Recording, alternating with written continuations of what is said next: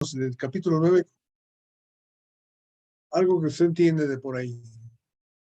El capítulo 9 de Romanos. ¿Qué es lo que usted entiende? Amén, hermano. Muchas gracias, mi querido hermano Robertito. Que el amor y la Dios de paz siempre vivan en tu corazón y en todos vuestros corazones que estamos aquí nosotros reunidos para seguir aprendiendo más de la enseñanza y la sabiduría de Dios, que nos ofrece el conocimiento para poder llegar a la plenitud de Cristo y conocer la verdad, y la verdad nos hará libres y nos dará la recompensa eterna. Bueno, hermanos, el estudio bíblico que estamos nosotros estudiando en la carta de Romanos capítulo 9, del versículo 1 al 26, vamos nosotros a dar una introducción con el tema principal. El tema principal, el problema de los judíos. Y vamos a ver, hermanos, en los capítulos 9 al 11, Pablo se enfrenta con uno de los problemas más desconcertantes que se le presentan a la iglesia cristiana. El problema de los judíos era que eran el pueblo escogido de Dios. Habían ocupado un lugar exclusivo en el propósito de Dios. Sin embargo, cuando vino al mundo el Hijo de Dios, le rechazaron y le crucificaron. Ahora, una pregunta. ¿Cómo se puede explicar esta tragedia paradoja? ¿Cómo se puede explicar? Este es el problema que Pablo trata de resolver en estos capítulos complicados y muy difíciles a veces de entender. Pero todo, como dice la palabra, todo lo podemos en Cristo Jesús que nos fortalece. Bien. Para Dios no hay nada, ni una cosa imposible si estamos con Dios. Hay algo que debemos tener presente antes de empezar a desentrañar el pensamiento de Pablo. Y es que estos capítulos no se escribieron con ira, sino con profundo dolor de corazón. Pablo no podía olvidar que era judío y estaba dispuesto a dar su vida para creer a sus hermanos de raza a Jesucristo. Pablo no niega que los judíos eran el pueblo escogido. Dios los había adoptado como propios. Les había dado los pactos, el culto del templo y la ley. Les había concedido la presencia. Silenció el micrófono, hermano. A los patriarcas. Pero sobre todo, Jesús era judío, de la tribu de Judá, como estaba profetizado. Pablo acepta como axioma en toda esta cuestión que los judíos ocupaban un lugar especial en la economía de la salvación. Lo primero que Pablo aclara en su argumento es que, si bien es cierto que los judíos como nación rechazaron y crucificaron a Jesús, también lo es que no todos los judíos lo rechazaron. Algunos le recibieron y creyeron en él, porque todos los primeros seguidores de Jesús eran judíos. Además, el verdadero pueblo escogido nunca era toda la nación, sino un resto fiel. Unos pocos eran leales a Dios cuando todos los demás le negaban. Sin embargo, el que Israel fuera rechazado no fue insensible ni caprichoso. Se le cerró la puerta a Israel para que pudiera abrirse a los gentiles. El error fundamental de los judíos fue que Pablo repasaba la historia e insiste en que lo que hace que un hombre sea judío no es el ser descendiente de Abraham. Intentaron llegar a la perfecta relación con Dios por su propio esfuerzo. Trataron de ganarse la salvación, mientras que los gentiles se limitaron a aceptar con perfecta confianza lo que Dios les ofrecía. Los judíos, queridos hermanos, se aferraron al mérito humano de la obediencia a la ley. Se lo jugaron todo a sus obras, pero deberían haber sabido que el camino que conduce a Dios es de la fe, porque ya se lo habían dicho los profetas. Por tanto, Pablo se envuelve ahora a los gentiles. Les dice que no caigan en el orgullo. No merecieron la salvación más que los judíos. De hecho, dependen de los judíos porque no son más que ramas injertas y la raíz y el tronco son el pueblo de Israel. El que fueran elegidos y los judíos rechazaron no debe producir orgullo en el corazón de los gentiles, porque si no, ellos también serán rechazados. Una pregunta, ¿acaban aquí así las cosas? De ninguna manera, hermanos. Para Pablo, el propósito de Dios es que los judíos sientan envidia de la relación que los creyentes gentiles tienen con él, y eso los mueva a anhelar esa salvación tan grande. Así que, al final, tanto los judíos como los gentiles se salvarán. La gloria se encuentra al final del argumento de Pablo.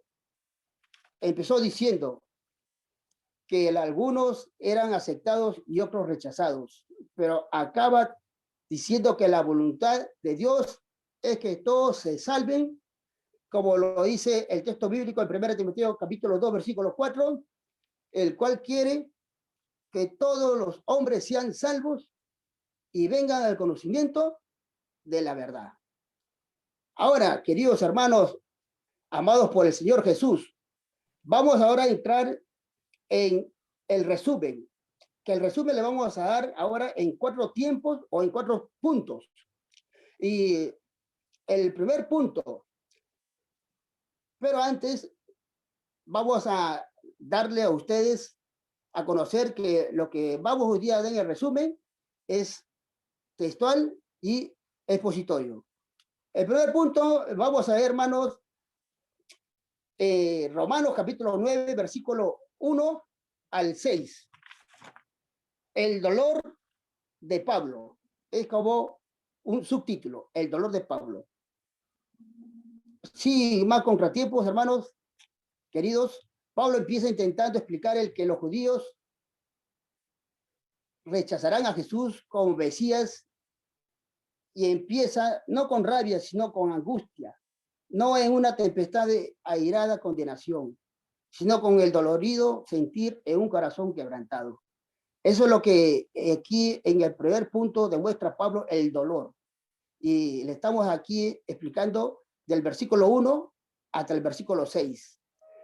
Pero Pablo compartía el sentimiento del Dios al que amaba y servía.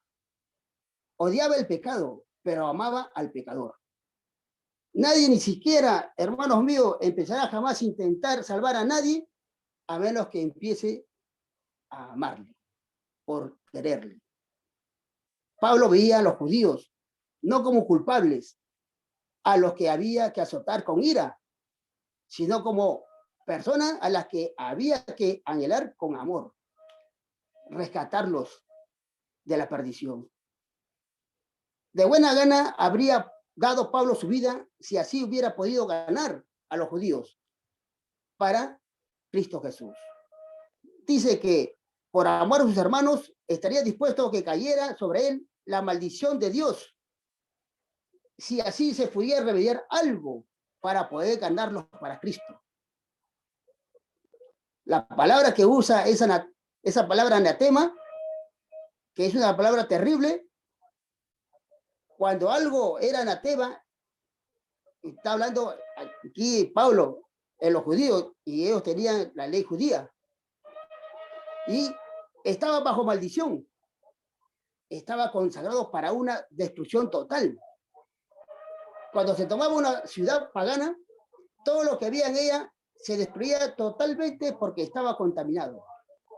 Vamos a ver Deuteronomio capítulo 3, versículo 6, dice la palabra de Dios, y lo que están o quieren apuntar, por favor, Deuteronomio capítulo 2, versículo 34, Josué capítulo 2, versículo 17, Josué capítulo 7, del 1 al 26. Pero vamos a leer solamente un texto para avanzar, para correr, como dice el hermano, para correr. Deuteronomio capítulo 3, versículo 6. Y las destruimos como hicimos a Sehón, rey de Hesbón, matando en toda ciudad a hombres, mujeres y niños. Es la palabra de Dios, hermanos míos. La cosa más amada de Pablo tenía en su vida era la seguridad de que nada le podía separar del amor de Cristo Jesús, el amor de Dios. Pero si así podían salvarse, sus hermanos estaban dispuestos a perderla por amor a su familia, a los que estaban buscando la verdad. Así que aquí tenemos una vez más la gran verdad, que el que quiere salvar al pecador tiene que empezar por amarle. Cuando un hijo o una hija han hecho algo por lo que merece castigo, muchos padres, se ve aquí en la realidad, hermanos, se mira aquí en la vida cotidiana, muchos padres y madres cargarían con gusto el castigo por ellos. Eso fue lo que sintió e hizo Cristo por nosotros. Pablo también tenía el mismo sentimiento. Si hemos de ser instrumentos para la salvación de otros, eso es lo que debemos sentir. Pablo no negó ni por un momento que los judíos ocupaban un lugar especial en la economía de Dios. Y enumera sus privilegios. Y vamos a ver rápidamente a nombrar estos privilegios que tenían. El punto A, en un sentido especial, eran hijos de Dios, especialmente elegidos y adoptados en la familia de Dios. Deuteronomio 14, 1. ¿Qué nos puede decir la palabra de Dios? Éxodo 4, versículo 22. Oseas 11, 1. Acerca de este tan caso que el pueblo de Israel era especial y era considerado como hijos de Dios. Vamos a decir Deuteronomio 14, 1. La palabra del Señor, por favor, 14, 1, Deuteronomios.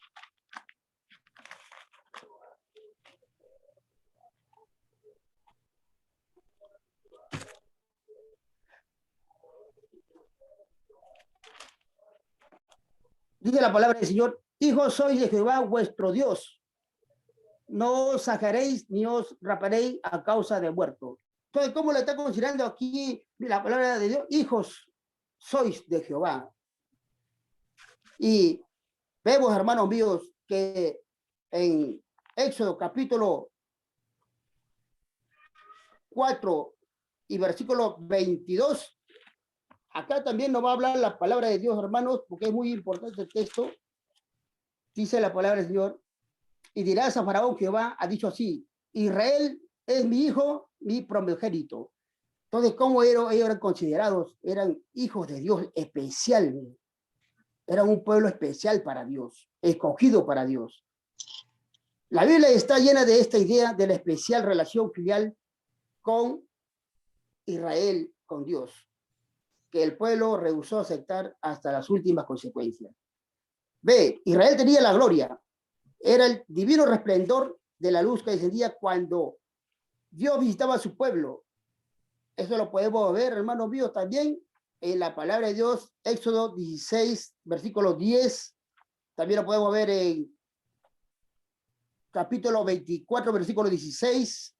También lo podemos ver en capítulo 29, versículo 43, capítulo 33, 18 al 22.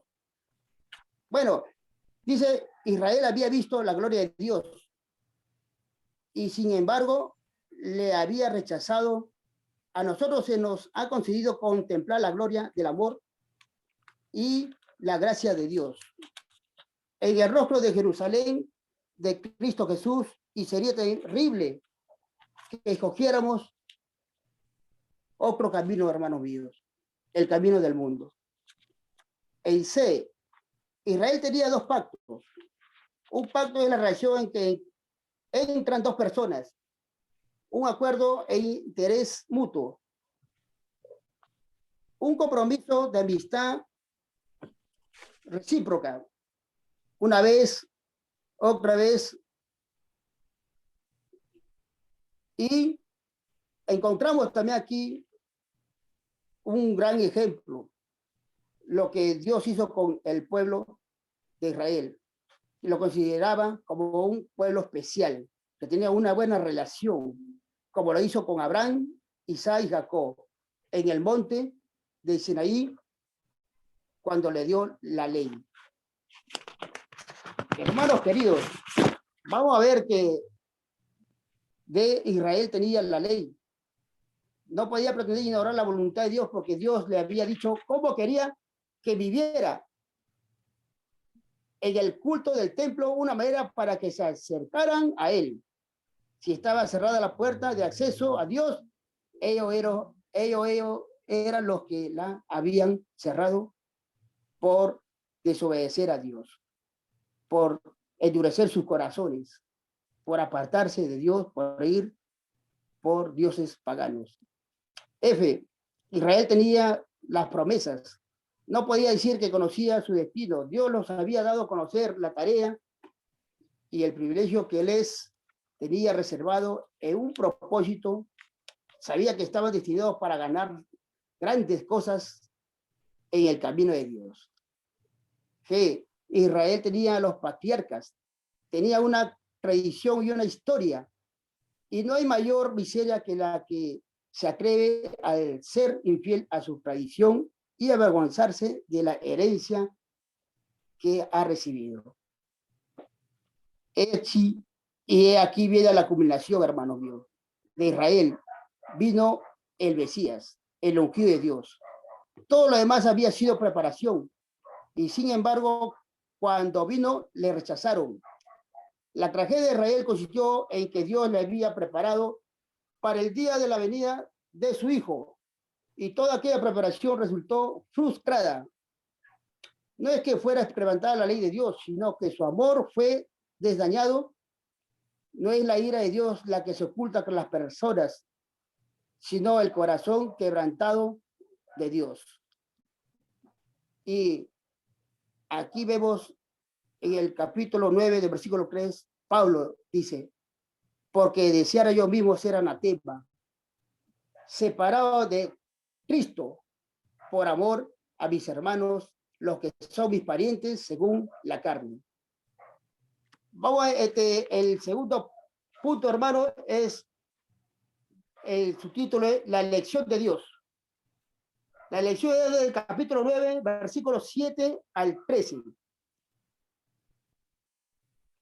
El que los judíos rechazaran y crucificaran a Jesús, el Hijo de Dios, quiere decir, hermanos míos, que el propósito de Dios quedó frustrado y fracasado su plan. Pablo estaba convencido que esto no puede ser así. De hecho, que todos los judíos rechazaron a Jesús, algunos le aceptaron, porque no cabe duda que todos sus primeros seguidores eran judíos. Lo mismo que Pablo. Según Pablo, no es la mera descendencia física la que cuenta, sino la elección de Dios. Como demostración de esta verdad, cita Pablo dos ejemplos de la historia de Israel y los refuerza con citas bíblicas. El punto A es, hermano, Abraham tuvo dos hijos, Ismael, que le nació de la esclava Agar, e Isaac, que tuvo con su esposa Sara. Los dos eran igualmente descendientes de Abraham. Cuando les nació Isaac, Abraham y Sara eran ya de edad avanzada. Tanto es así que, humanamente hablando, ya era imposible que tuvieran un hijo. Cuando Isaac era un muchacho, un día Ismael se burló de él. A Sara le dio tanta rabia que le pidió a Abraham que echara la casa de la esclava y a su hijo, para que Isaac fuera el único heredero. Abraham no quería, pero Dios dijo que lo hiciera, porque sería de la descendencia que tuviera a través de Isaac la que preservaría su nombre. Eso lo encontramos en Génesis, capítulo 21, versículo 12. Ahora bien, Ismael había nacido por un proceso humano natural, mientras que Isaac había nacido en cumplimiento de la promesa de Dios. Y lo encontramos la promesa dada en Génesis 18, capítulo 18, hermanos, versículos 10 al 14. Fue al hijo de la promesa al que se le concedió transmitir la herencia de la elección de Dios. Aquí tenemos la prueba de que no todos los descendientes naturales de Abraham se pueden considerar elegidos, y dentro de la nación siguió manifestándose la selección y la elección de Dios. Ve, Pablo pasa a citar otro ejemplo. Cuando Rebeca, la mujer de Isaac, estaba embarazada, Dios le hizo saber que iba a tener mellizos, que serían los patriarcas de dos naciones, pero que en el tiempo venidero el que naciera primero serviría y estaría sometido al segundo. Eso encontramos en Génesis capítulo 25, versículo 23. Cuando nacieron los mellizos, Esaú nació el primero y sin embargo la elección de Dios recayó en Jacob y fue por la línea de Jacob por la que Dios siguió llevando a cabo su plan. El plan de Dios, hermanos míos, es salvar a la humanidad. Pablo sostiene que ser judío es más que formar parte de la descendencia física de Abraham, que el pueblo escogido no es meramente la suma de los descendientes de Abraham, sino que en esa familia se lleva a cabo un proceso de selección a lo largo de la historia. Hasta aquí un judío aceptaría el argumento de Pablo. Los árabes son los descendientes de Ismael, que fue hijo de Abraham, pero a los judíos no se les pasaría por la cabeza decir que los árabes pertenecían al pueblo escogido. Pero Pablo añade que esa selección no se basa en las obras ni en el mérito. La prueba está en que Jacob fue elegido y Esaú rechazado antes de que naciera ninguno de los dos cuando estaban en el seno materno. Este argumento sigue siendo válido y concluyente para un judío y hasta para nosotros. Una gran verdad surge del corazón de este argumento. Todo es de Dios. Detrás de todo está su obra. Aún las cosas que parecen arbitrarias y fortuitas tienen en él su origen. Nada en el mundo va a la deriva, hermanos míos.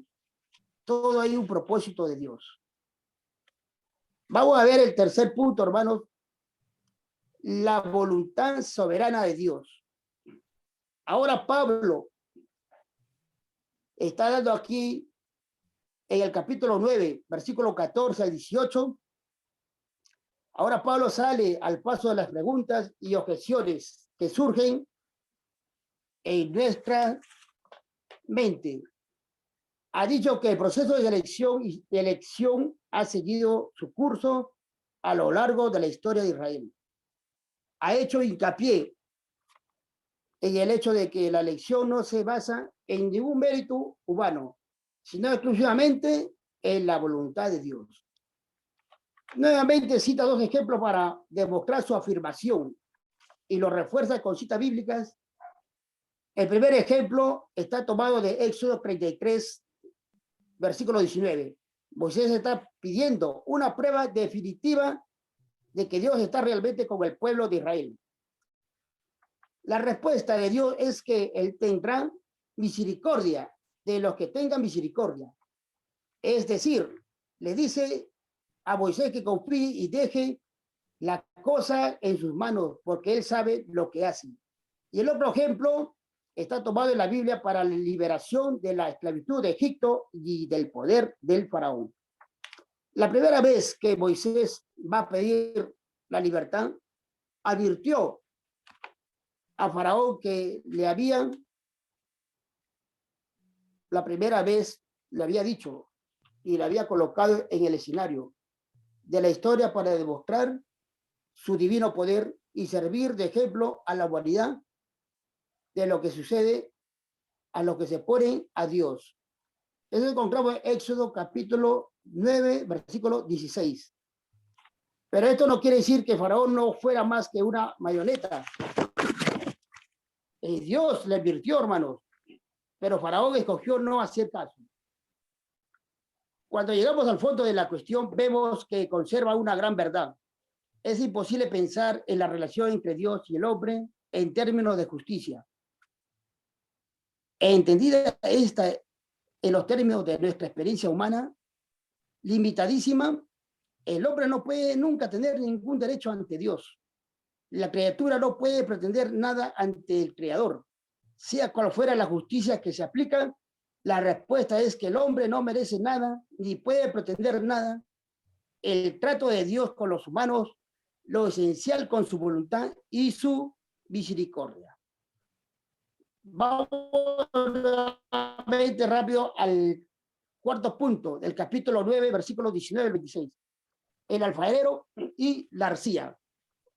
En el pasaje anterior, Pablo ha mostrado que a lo largo de toda la historia de Israel se ha venido produciendo el proceso de elección y selección de Dios. Cuando el alfarero hace una vasija, esta no puede hacerse sugerencias ni discutirle su destino. El alfarero tiene poder absoluto sobre la arcilla para hacer de ella algo destinado a un uso honorable o vulgar. Y la arcilla no tiene derecho a protestar. Pablo en realidad tomó este ejemplo de Jeremías capítulo 18, el versículo del 1 al 6, que es un ejemplo de la paciencia de Dios, que no descarta la masa rebelde, sino le da una nueva forma. Debemos recordar que fue con angustia de corazón, como Pablo escribió este pasaje, con mucha tristeza y mucho dolor.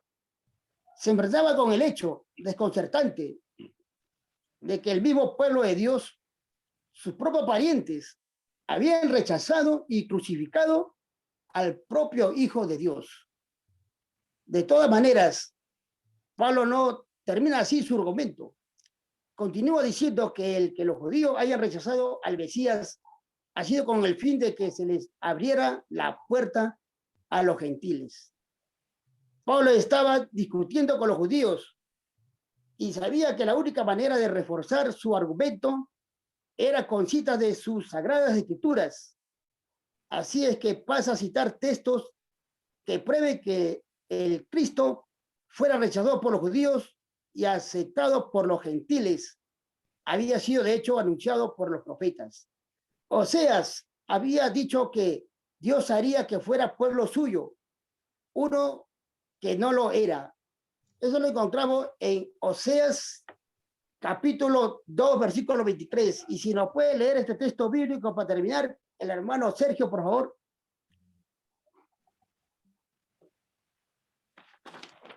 ¿El pasaje, hermano? Oseas capítulo 2, versículo 23. Sí, 23.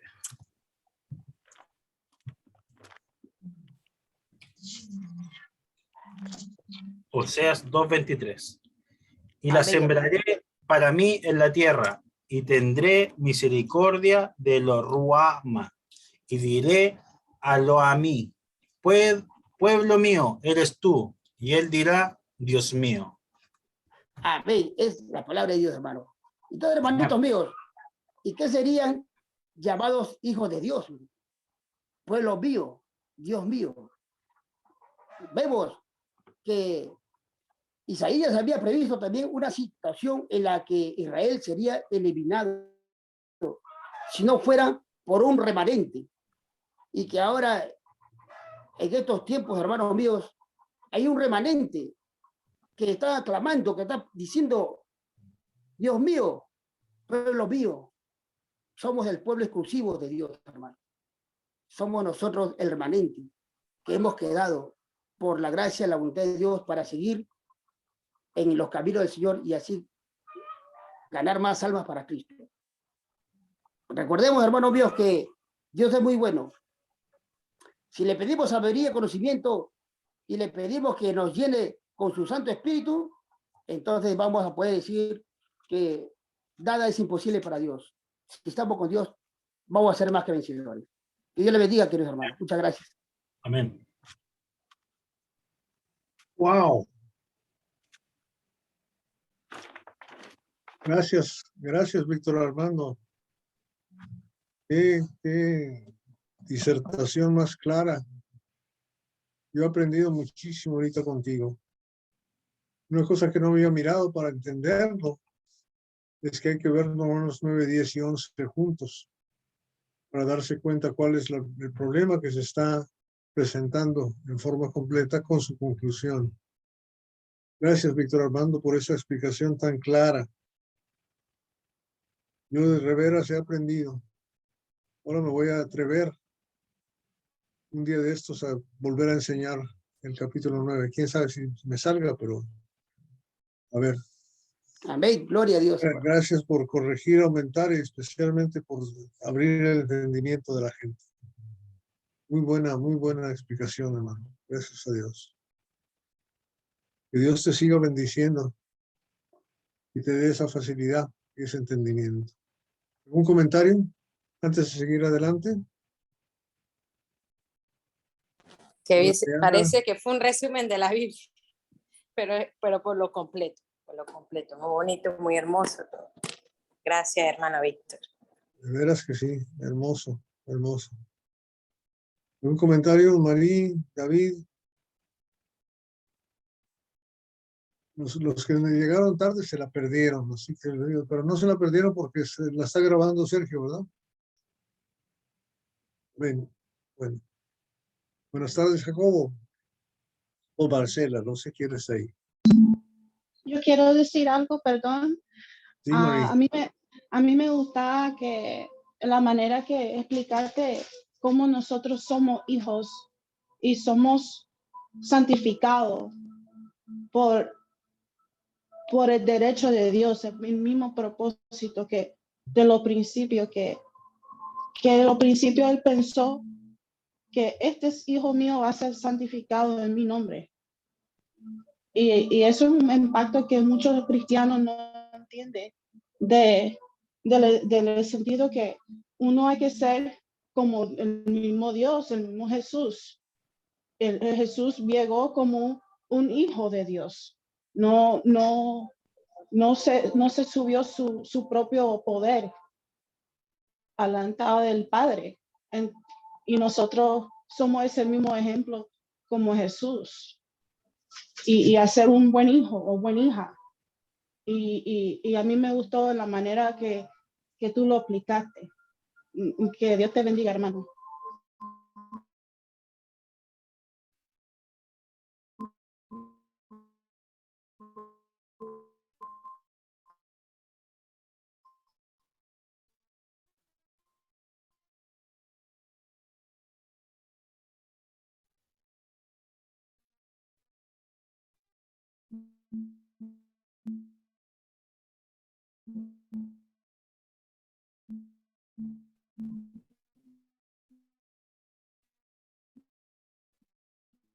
Cortaron, parece lo que...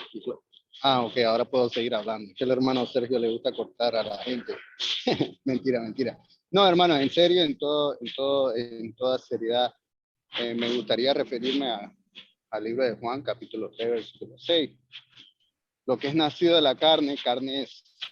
Y lo que es nacido del espíritu, espíritu es. Y es lo que nos enseñaba el apóstol Pablo acerca de Agar. Porque el hijo de Agar era nacido por carne, pero por Sara era por espíritu, era divinidad, era puro, venía de Dios. Y entonces lo que estaba diciendo nuestra hermanita María, muchos de nosotros no entendemos y catamos que somos purificados, hemos sido santificados por esa sangre preciosa, hemos sido redimidos. Entonces lo mismo nosotros tenemos que actuar, no como cristianos, pero como que si tenemos el amor de nuestro Señor Jesucristo en nuestros corazones, para así poder compartir esa palabra bendita de eterna salvación. Solo quería aportar eso, hermano. Bendiciones a todos. Sí, David, sí, tiene razón y creo que lo explicó muy bien Víctor diciendo que el apóstol Pablo cuando lo escribe no está enojado con los judíos, sino está muy entristecido, muy angustiado por ellos, por el amor que les tiene. Y eso es una reflexión del Espíritu de Dios trabajando en él.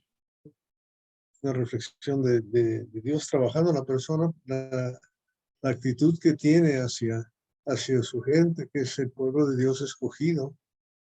Y realmente sabiendo que el resultado que espera Dios es la restauración de Israel, hacia el final del capítulo 11 que vamos a llegar. Pero no solamente que se salven los gentiles, ¿verdad?, del capítulo 11 del 11 hasta el 24, sino que se restaure Israel del 25 al 36. Esa es la esperanza del Señor, de Jehová, de Dios. Y está trabajando para hacer eso.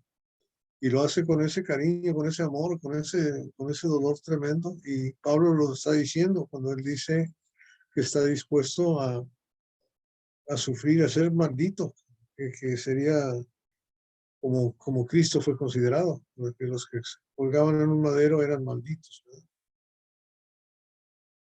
Me han aclarado muchas cosas porque ya lo podemos poner en el contexto general del problema de Romanos, que este problema de la carta de los Romanos se está hablando un poco de ello, y entra y sale desde el capítulo 2. Desde el capítulo 2 está empezando a hablar del problema que hay con la iglesia de los judaizantes, igual que Hebreos, igual que Gálatas, ¿verdad?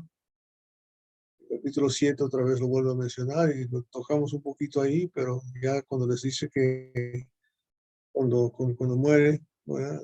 Ya no están sujetos a la ley. Bien, bueno, vamos a empezar entonces el capítulo 10, y vamos a leer, por favor, los primeros 3 versículos, si alguien nos hace favor de leerlo. Capítulo 10, del 1 al 3, por favor.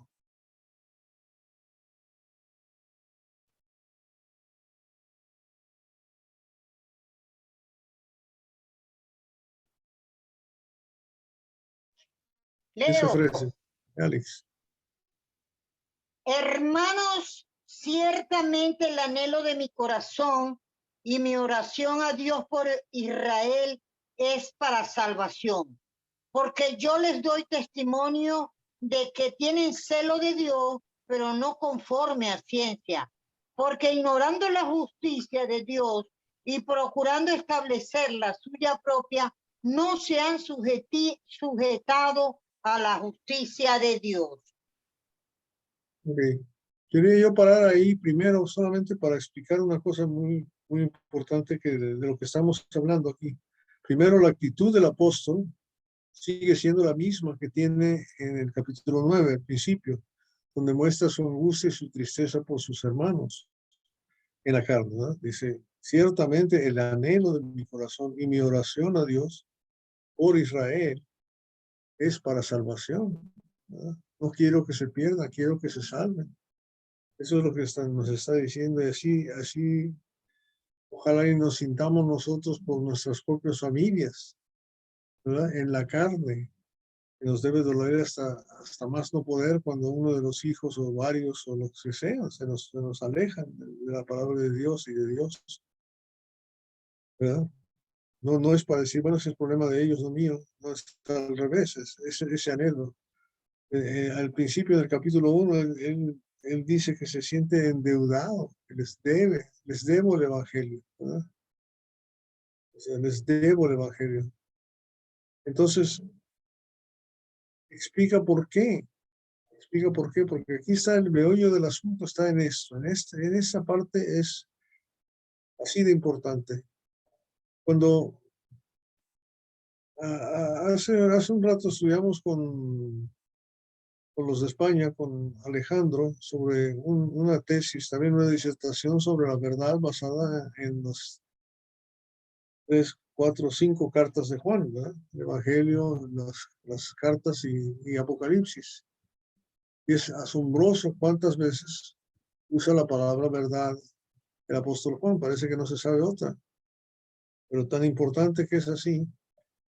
Y aquí está el meollo del asunto en este sentido. El problema del israelita es que no escucha. El problema del israelita es que no se acuerda. Tiene mala memoria y tiene malos oídos. Se han hecho tardos para oír y no aprenden. Y no conocen la verdad. Porque aquí está diciendo él, fíjese, porque les doy testimonio, versículo 2, de que tienen celo de Dios. O sea, son religiosos, pero no conforme a ciencia, o sea, no conforme al conocimiento. ¿Vale? No tienen, no saben cuál es la verdad, no saben cómo agradarle a Dios. No saben cómo cooperar como decía segunda de Juan, cooperar, tercera de Juan, con la verdad. Cooperar con la verdad. No sabían qué es lo que tenían que hacer para realmente agradar a Dios y servirse unos a otros. ¿Verdad? Y aquí está la razón, fíjate bien, versículo 3. Porque ignorando la justicia de Dios, eso Adán y Eva hicieron lo mismo. Dios les dijo Él estableció los límites, les dijo lo que tenían que hacer o no tenían que hacer. Estableció su justicia con ellos. Pero que ignorando la justicia de Dios y procurando establecer la suya propia, fíjate bien lo que están haciendo. Están decidiendo lo que está bueno y malo. En vez de dejar que Dios decida lo que está bien o mal, ellos han decidido lo que está bien o malo. Y ese es el problema primordial cuando no escuchamos la palabra, cuando no conocemos la verdad. Entonces no nos remuerde la conciencia, simplemente cambiamos una cosa por otra. Hoy en día, si nos vamos con la sociedad, está bien tener toda clase de relaciones sexuales, está bien fumar marihuana y droga y drogarse, está muy bien matar a los enemigos, está muy bien odiar a todos los demás, castigarlos, punto. O sea, es una vida mecánica basada en leyes humanas, reglas humanas, y que son basadas en venganza, basadas en odio, basadas en ¿cómo se dice la palabra? Cuando tiene discriminación, ¿verdad? En desigualdad de razas, en fin, toda clase de cosas, permitiéndose todo el odio hacia todas las cosas y dándole lugar especial al bueno y castigando al malo. ¿Qué es lo que hicieron con Jesús? ¿Verdad? Ignorando la justicia de Dios y procurando establecer la suya, no se han sujetado a la justicia de Dios. Y claro, ¿cómo lo van a hacer si no saben? ¿Cómo lo van a hacer si no saben? ¿Verdad? Ahora, entonces, esa es la situación y aquí le va la solución de la verdad. Aquí está una explicación otra vez del Evangelio. Ahora sí vamos a leer del 4 hasta el 21. Romanos 10, del 4 hasta el final del capítulo. ¿Quién lo lee?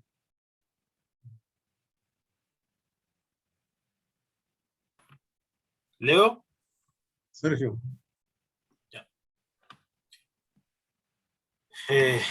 Porque el fin de la ley es Cristo, para justicia a todo aquel que cree. Porque la justicia que es por la ley de Moisés escribe así: el hombre que haga estas cosas vivirá por ellas. Pero la justicia que es por la fe dice así: no digas en tu corazón, ¿quién subirá al cielo? Esto es para traer abajo a Cristo. O ¿quién descenderá al abismo? Esto es para subir a Cristo de entre los muertos. Más, ¿qué dice? Cerca de ti está la palabra, en tu boca y en tu corazón. Esta es la palabra de fe que predicamos. Que si confesares con tu boca que Jesús es el Señor y creyeras en tu corazón que Dios le levantó de los muertos, serás salvo. Porque con el corazón se cree para justicia, pero con la boca se confiesa para salvación. Pues la Escritura dice: todo aquel que en él cree no será avergonzado, porque no hay diferencia entre judío y griego, pues el mismo que es Señor de todos es rico para con todos los que le invocan. Porque todo aquel que invocare el nombre del Señor será salvo. ¿Cómo? Pues invocarán a aquel en cual no han creído. ¿Y cómo creerán en aquel de quien no han oído? ¿Y cómo irán sin haber quien les predique? ¿Y cómo predicarán si no fueren enviados? Como está escrito: cuán hermosos son los pies de los que anuncian la paz, de los que anuncian buenas nuevas. Mas no todos obedecieron al evangelio. Pues Isaías dice: Señor, ¿quién ha creído en nuestro anuncio? Así que la fe es por el oír, y el oír por la palabra de Dios. Pero digo, ¿no han oído? Antes bien, por toda la tierra ha salido la voz de ellos, y hasta los fines de la tierra sus palabras. También digo, ¿No ha conocido esto Israel? Primeramente Moisés dice, yo os provocaré a celos con un pueblo que no es pueblo, con pueblo insensato os provocaré a ira. Isaías dice resueltamente, fui hallado de los que no me buscaban, me manifesté a los que no preguntaban por mí. Pero acerca de Israel, dice, todo el día extendí mis manos a un pueblo rebelde y contradictor. Amén. Bien. Entendiendo ahora el tema general al cual se está refiriendo, el contexto general de lo que estamos leyendo, es más fácil entenderlo, porque está hablando del rechazo de Israel, pero que ellos mismos causaron. O sea, no fue culpa de Dios, fue culpa de ellos. Y la razón que lo rechazaron es porque no escucharon, porque ignoraron, porque al pecar desobedecieron y se alejaron en vez de acercarse a Dios. Y al alejarse de Dios, pues no sabían qué es lo que Dios quería que hiciera. Y no es que Dios se hubiera alejado, Dios aquí está todavía y no se ha ido. Y es fácil de encontrar, por eso Pablo les dice ya en Hechos del capítulo 13 en el sermón aerópago, que Dios no está lejos de nosotros, ¿no? Que si decidimos buscarlo, lo podemos hacer. Entonces, después de haber dicho el hecho de que Israel no se ha sujetado a la ley de Dios porque la ignora y ha establecido su propia ley, entonces empieza a explicar qué es lo que uno aprende, debe de aprender. Y esa es la primera diferenciación otra vez entre el antiguo pacto y el nuevo pacto. Y va a decir la justicia que es por la ley, versículo 4, ¿verdad? Versículo 5, y la justicia que es por la fe, versículo 6. Nos va a dar las dos cosas. Una cosa es la justicia del antiguo pacto, y ahora la justicia del nuevo pacto, que es la cosa diferente. ¿Ya? Y eso lo ha dicho desde Romanos capítulo 5. Así que justificados por la fe, tenemos acceso a la gracia de Dios por medio de Jesucristo. Entonces, aquí está lo que está diciendo. Entonces dice, porque el fin de la ley es Cristo, para justicia a todo aquel que cree. Ahora, parémonos ahí porque está dando una disertación que tenemos que entender. O sea, ¿qué quiere decir el fin de la ley? No está hablando de que cuando se acabe la ley, está hablando de la meta. La meta de la ley era para llevarnos ¿a quién? A Cristo. Y miren lo que dice, Gálatas lo pone muy claro también, era el mismo apóstol Pablo, en el capítulo 3, cuando explica el establecimiento de la ley. Gálatas capítulo 3.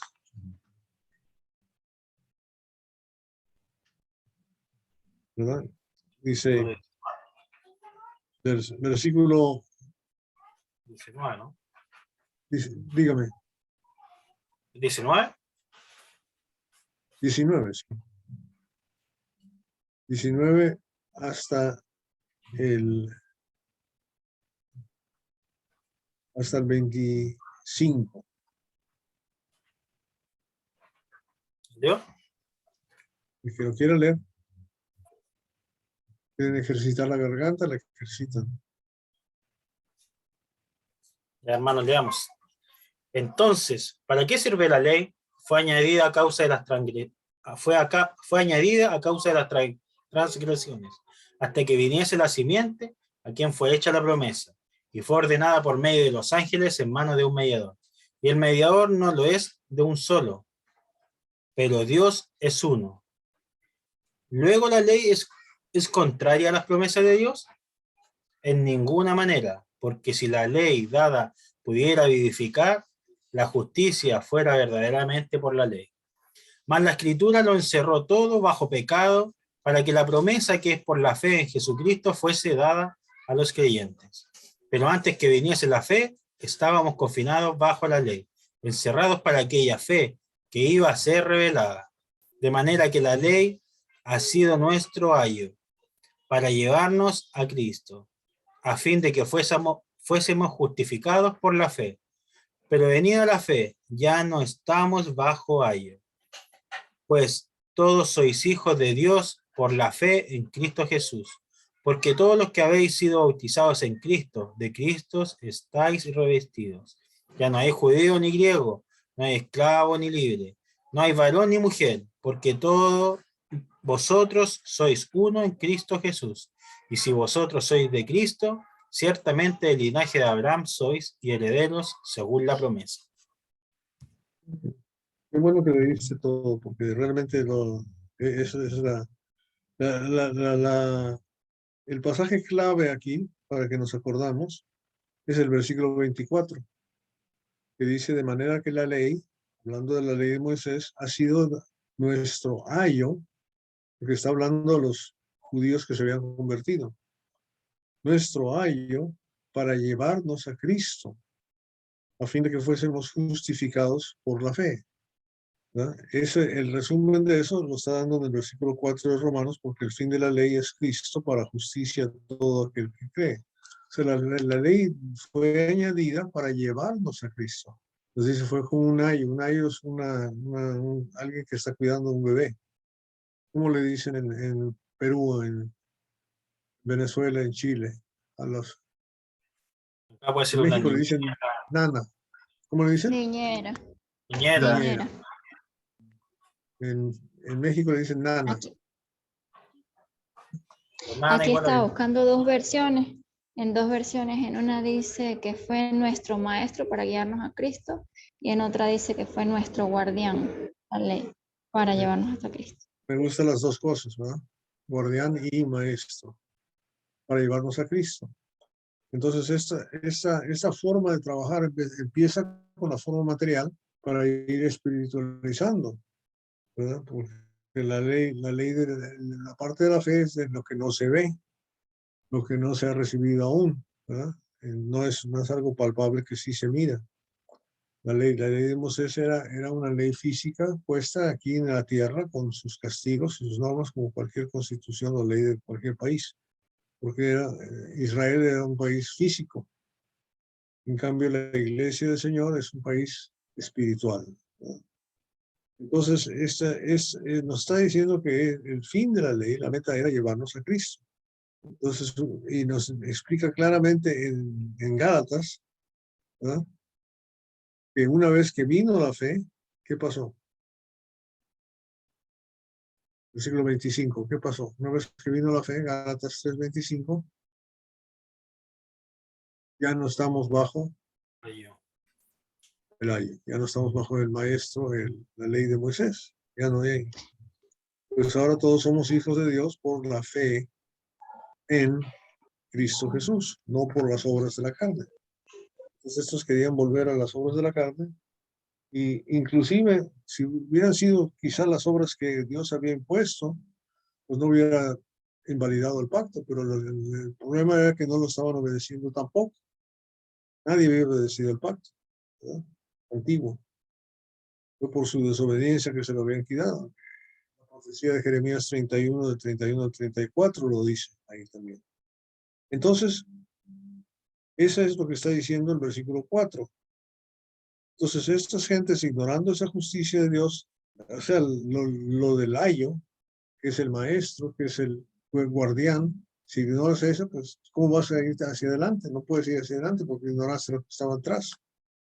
No puedes aprender a ser ingeniero si no estudias primero matemáticas. Si no puedes estudiar matemáticas si no aprendes a leer. Tienes que aprender a leer y escribir, ¿no? Y no puedes aprender a leer y escribir si no aprendes a hablar y a oír, ¿verdad? Todo eso.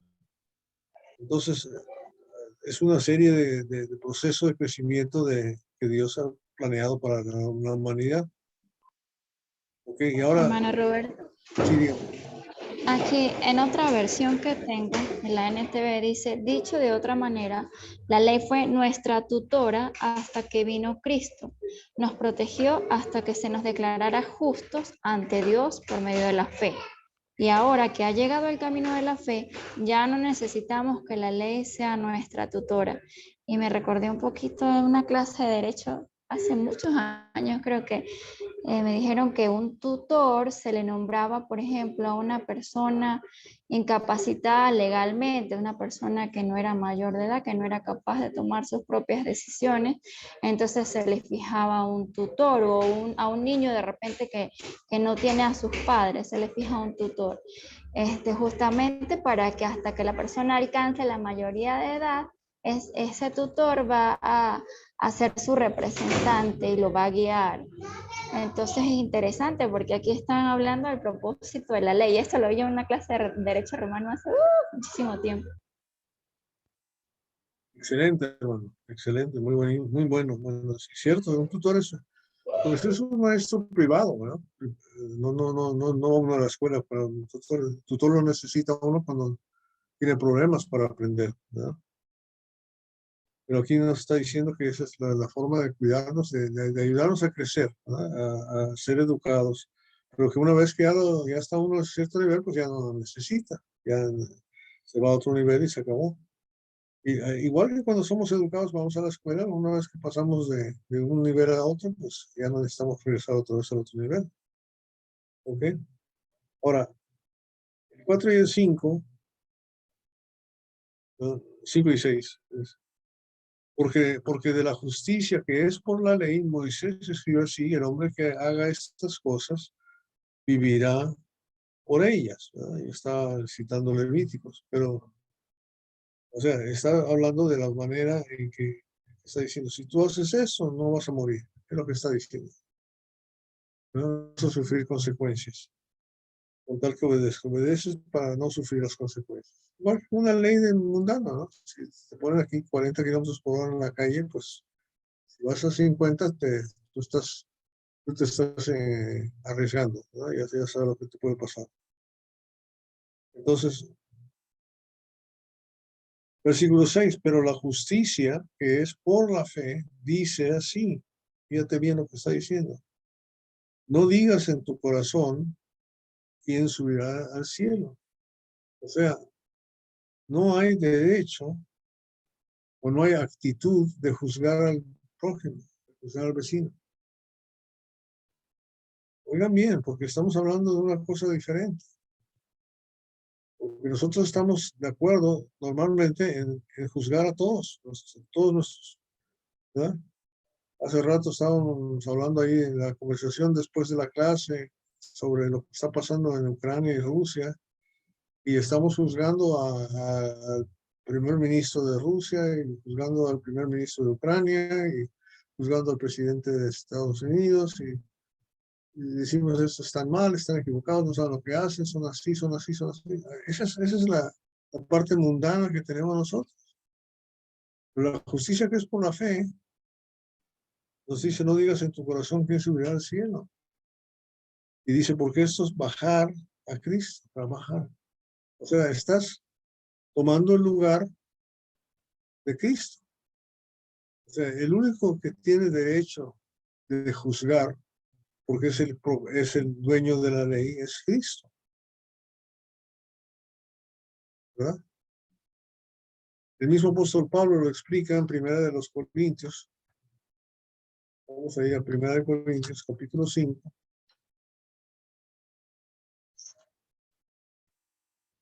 Perdón, capítulo 4. Vamos a leer del 1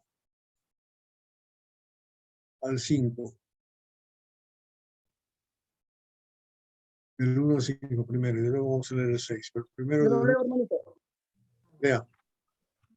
Dice la palabra de Dios: así pues, tengamos los hombres por servidores de Cristo y administradores de los misterios de Dios.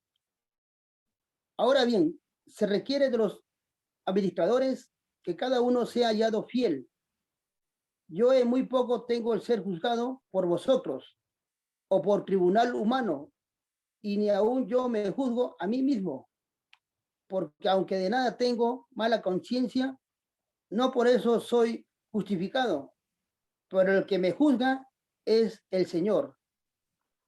Así que no juzguéis nada antes de tiempo, hasta que venga el Señor, el cual aclarará también lo oculto de las tinieblas y manifestará las intenciones de los corazones, y entonces cada uno recibirá su alabanza de Dios.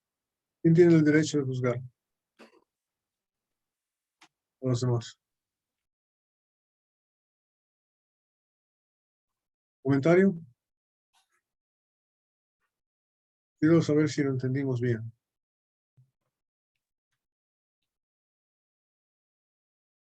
Cristo es el único que tiene la autoridad para juzgar.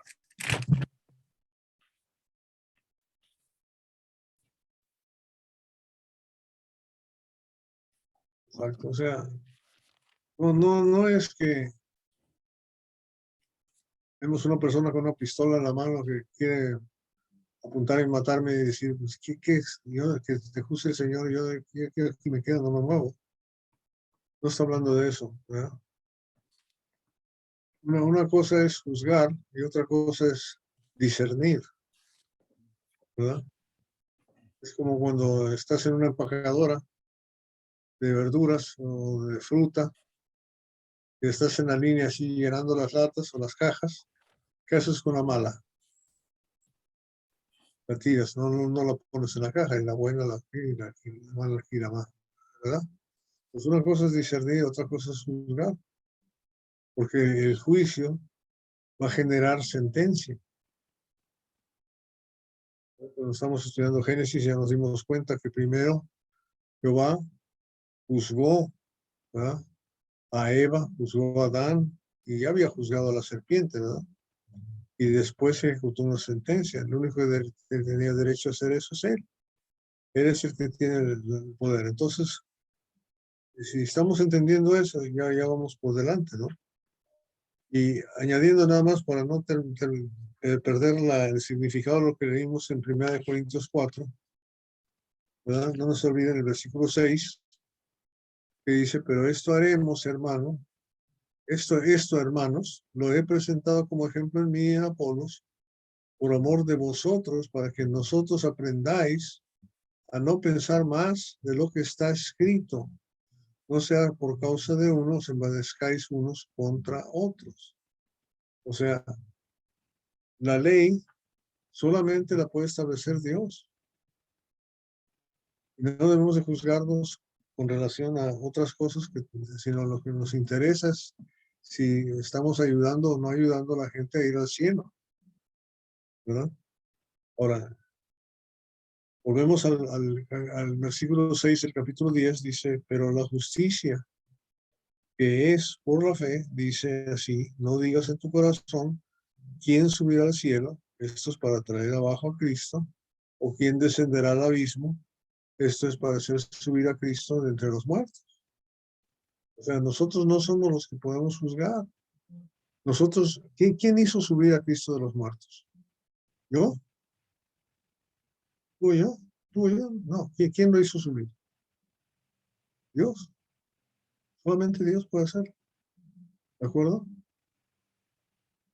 Entonces, lo que está diciendo es que la justicia que es por la fe no es basado en que vamos a juzgar las obras de cada quien y este sale, este no sale, este sale, este no sale, este sirve, este no sirve.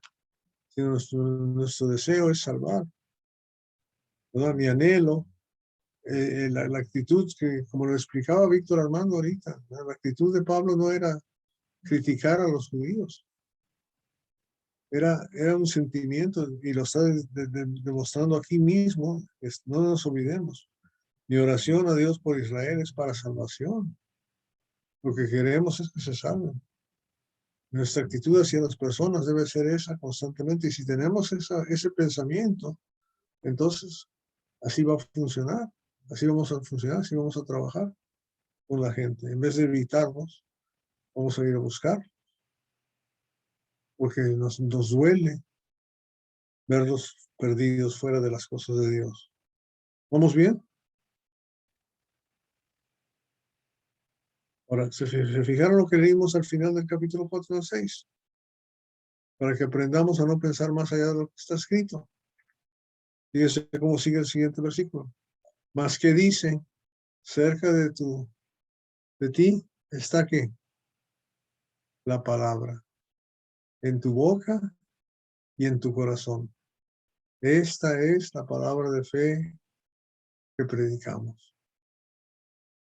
O sea, no estamos aquí para juzgar, simplemente vamos a expresar, estudiar, aprender y expresar la verdad, la palabra de Dios. Es todo lo que tenemos que hacer. Es así de sencillo. No tenemos que andar juzgando y criticando a la iglesia ni a nadie. Ni a nadie. ¿Verdad? Tenemos que honrar a todos, honrar a todos.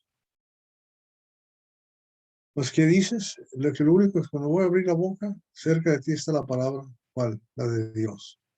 En tu boca y en tu corazón. Esta es la palabra de fe que predicamos. Y hay una consecuencia. ¿Cuál es la consecuencia? Versículo 9. Si confesares con tu boca que Jesús es el Señor, eso es palabra de Dios. Eso es revelación. ¿No es lo que hizo el apóstol Pedro? Cuando le preguntó, ¿y quiénes dicen vosotros que soy yo? ¿No dijo el apóstol Pedro, tú eres Jesucristo, el Hijo de Dios? El ungido especial. Tú eres el Hijo de Dios. Y confesares con tu boca que Jesús es el Señor y creyeres en tu corazón, o sea, no sincero, ¿no? Que Dios le levantó de los muertos, serás salvo. Wow. Serás salvo. Muy bien. Antes de seguir adelante, comentarios, preguntas.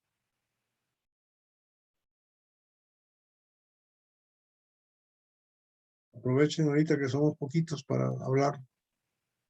Bueno, yo estoy entendiendo aquí con esto que como Pablo venía diciéndoles a ellos que se trataban de justificar por medio de la ley y les costaba muchísimo trabajo entender que ahora la justificación iba a ser nada más por la fe.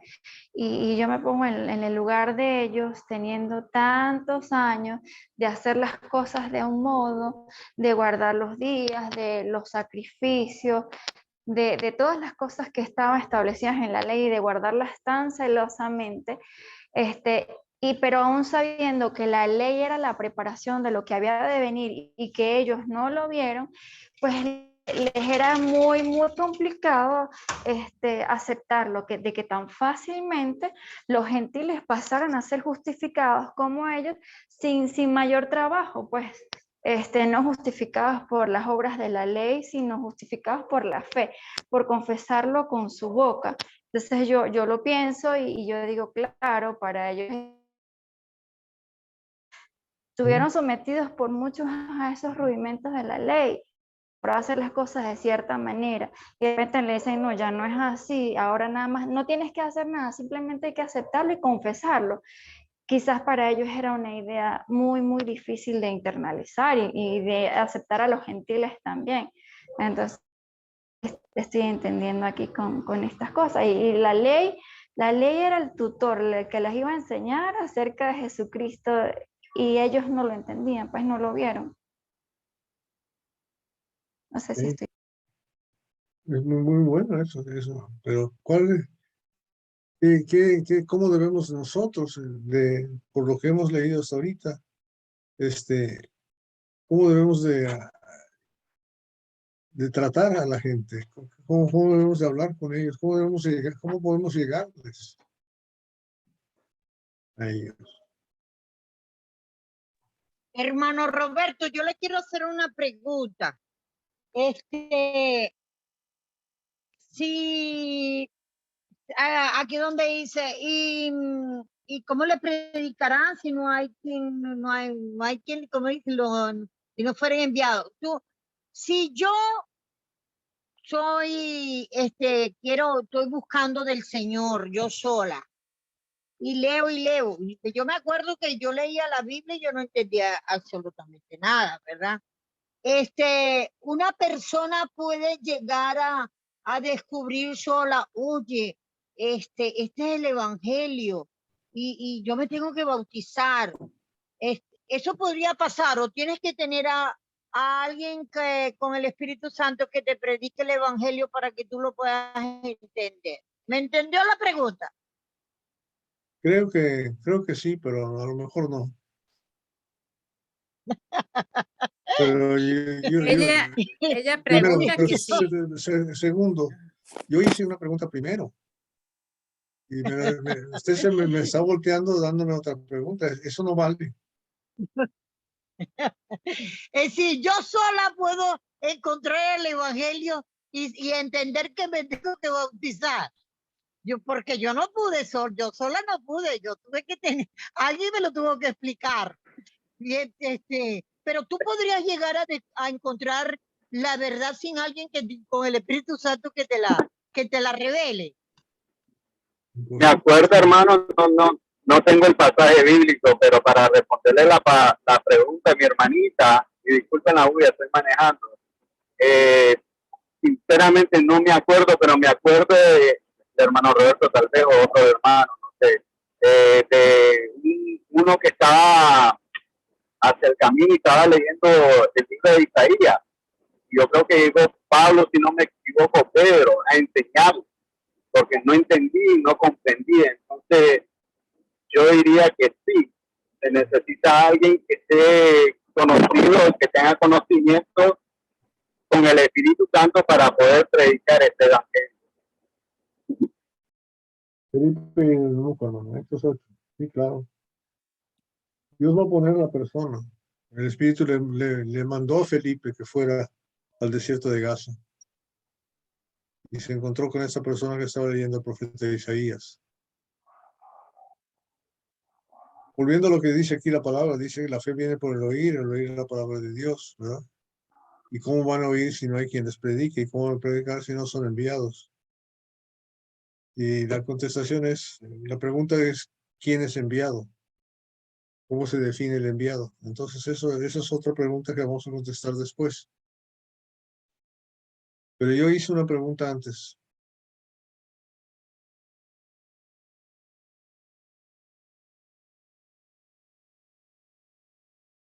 Repita la pregunta. Que si entendieron la palabra que estamos estudiando ahorita, hasta el versículo donde lo terminamos de tratar de explicar, que fue el versículo 8 o 9.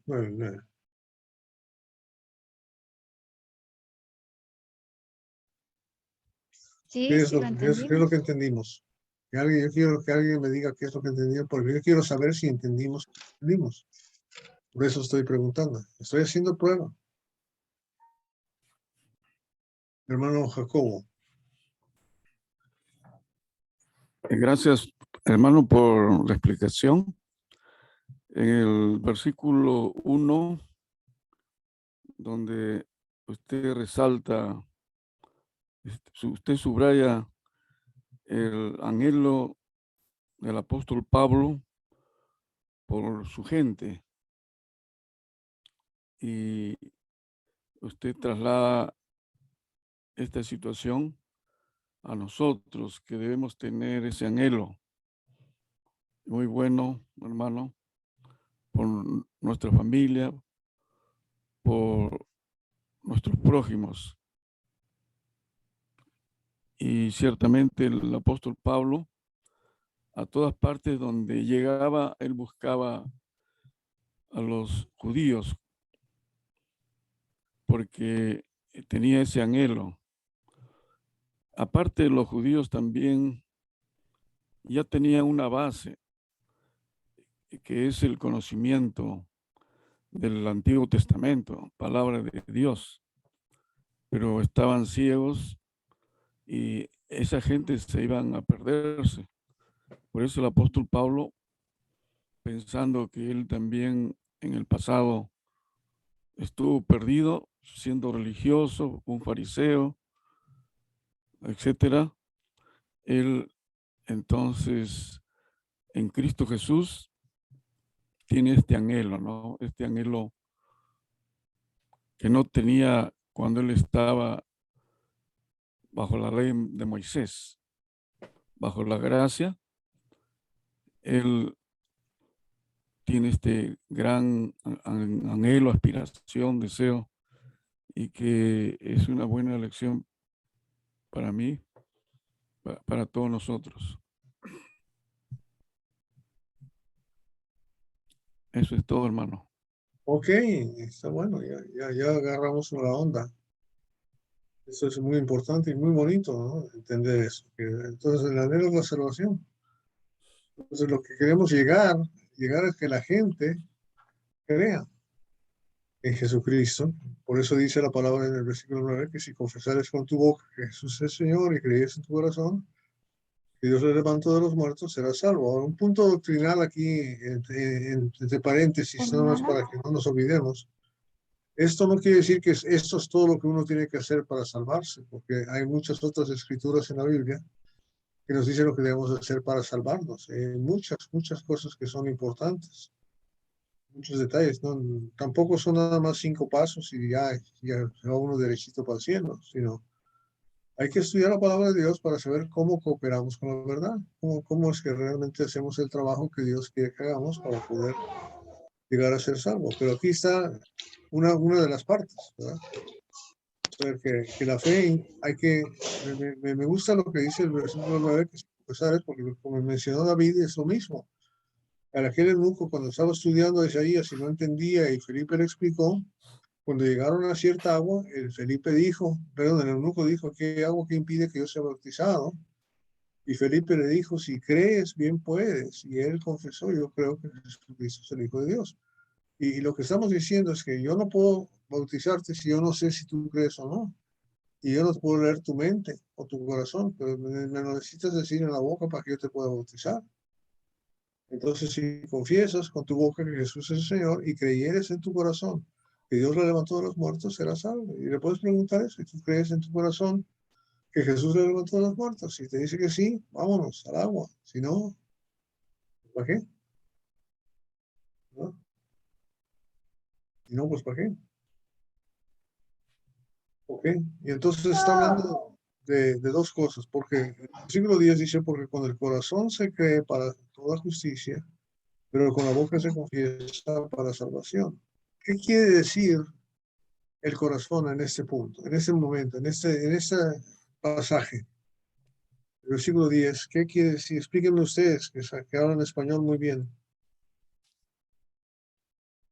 ¿Qué quiere decir con el corazón se cree para justicia?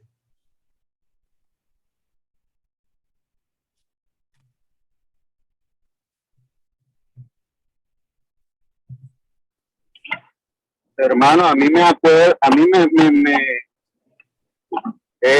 con el corazón, a mí me hace acordar el libro de Mateo, capítulo 6, 33. Y dice así, primeramente buscar el reino de los cielos y su justicia. O sea, tenemos que buscar nosotros como discípulos verdaderos, como servidores de Cristo, es poner su justicia primero, la justicia de Dios. Y ahí es donde nosotros encontraremos el reino de los cielos. Y ahí es donde nosotros entenderemos el corazón completo, el corazón con nuestro Señor Jesús, hermano. No sé. Lo que está diciendo es que si hago algo de corazón, lo pongo primero, es prioridad. ¿No? Si yo digo, bueno, yo, está bien,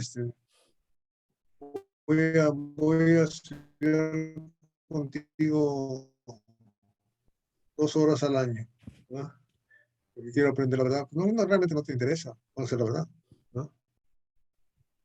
Oye, como decían a Pablo ayer, estudiaremos en otra ocasión,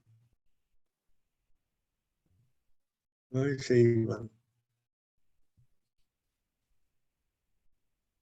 Entonces, sí, tienes toda la razón. El primero reino de Dios. ¿Qué para justicia? Perdón, Diana. Que yo también pensaba en que Dios atrás en los profetas había dicho que iba a poner la ley en sus corazones. Y eso implica pues un acto consciente y de pensamiento de las personas, de creerlo, de aceptar. Dios escudriña nuestros corazones, pero también quiere que nosotros lo digamos con nuestra boca sin pena, sin miedo, que lo aceptemos y que a otros también lo confesemos, esa fe que nosotros tenemos. Y que sea algo consciente y que no dependa de las obras de la ley.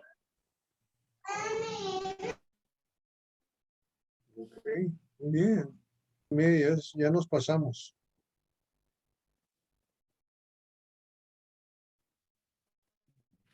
Hermano Roberto, Sí, hermano.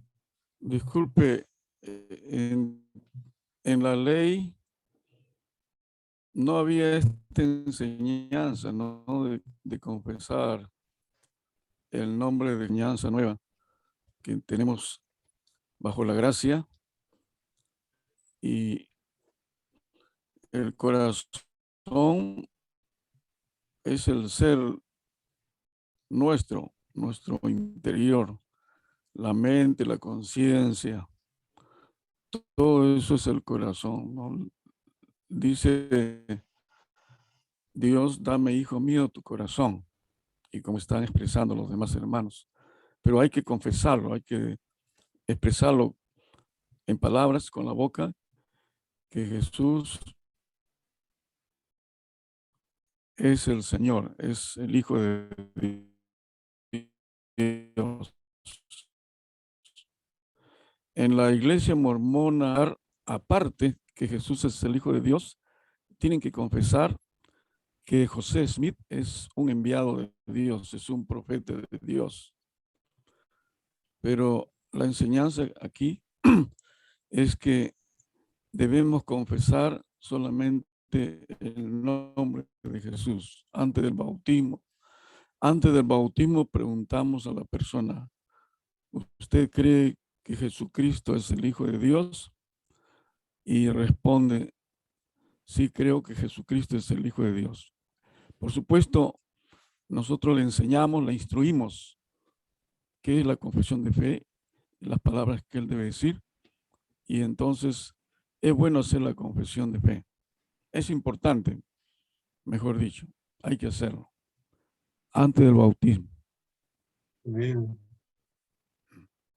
Sí, la contestación también a Alex, en cuestión de experiencia, en dos ocasiones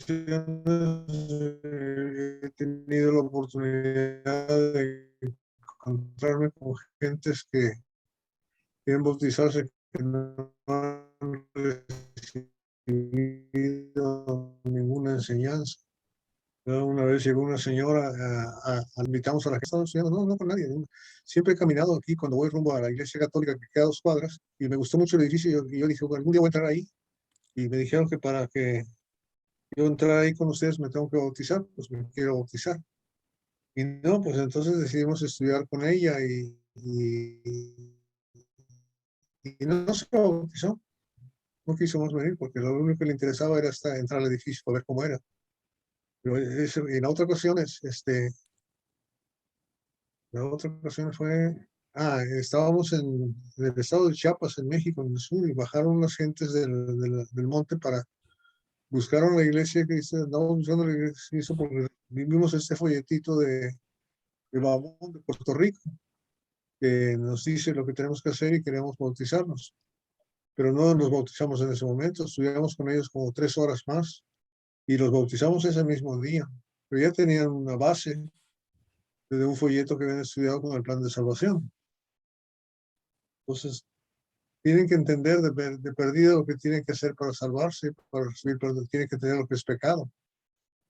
¿No? Cuando muchas veces han venido niños, jovencitos, diciendo que se quieren bautizar, y lo primero que yo les pregunto es, ¿qué es pecado? ¿Tú sabes lo que es pecado? Y si me dicen, pues es decir una mentira a mi mamá, Y le digo, bueno, ¿y a quién más ofendiste? Pues a lo mejor a papá. ¿Y a quién más? Y si no me dicen que ofendieron a Dios, pues no saben lo que es pecado. ¿Verdad? Esperamos a que ya cuando entienden que están ofendiendo a Dios, entonces pues vamos a seguir dándoles el plan de salvación para ver si lo entienden o no lo entienden. ¿Qué vamos a hacer con ella? Bueno, ya es hora. No, yo sé que está haciendo los quehaceres de la casa, pero igual que los demás. Ya es hora y ya nos hemos pasado un poquito. Mi hermano Jacob, ¿usted puede dar la resumen del 10 del 1 al 10? Próximo viernes, ¿va a estar? A mi hermano, disculpen, me olvidé, hermano, del estudio, Ok. disculpen. Pues usted va a dar Romanos 10 del 1 al 10. Amén. El próximo viernes. En la noche a las 7 no hay clase hoy. Estamos descansando. El próximo viernes a las 7 de la noche empieza